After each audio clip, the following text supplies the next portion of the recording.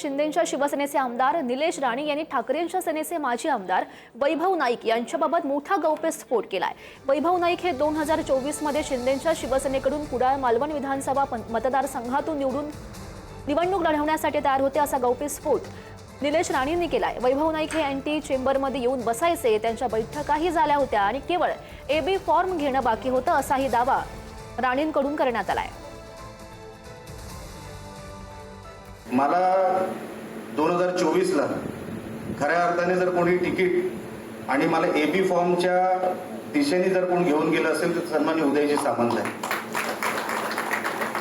अनेकांना माहीत सुद्धा नसेल, माझ्या समोर जे तेव्हा आता माजी आमदार आहेत पण तेव्हाचे आमदार होते कुडाळ मालवणचे, ते आमच्या शिवसेनेतून लढायला तयार होते। अँटी चेंबरमध्ये येऊन बसायचे, सगळ्यांचा संपर्क होता, सगळे बोलायचे आणि ते फक्त येणार, एबी फॉर्म घेणार आणि शिवसेनेच्या धनुष्यबाणावर ते निवडणूक लढवणार, इथपर्यंत सगळं झालं होतं की राणेंना काय काय सांगायचं इथपर्यंत पण सगळं झालं होतं।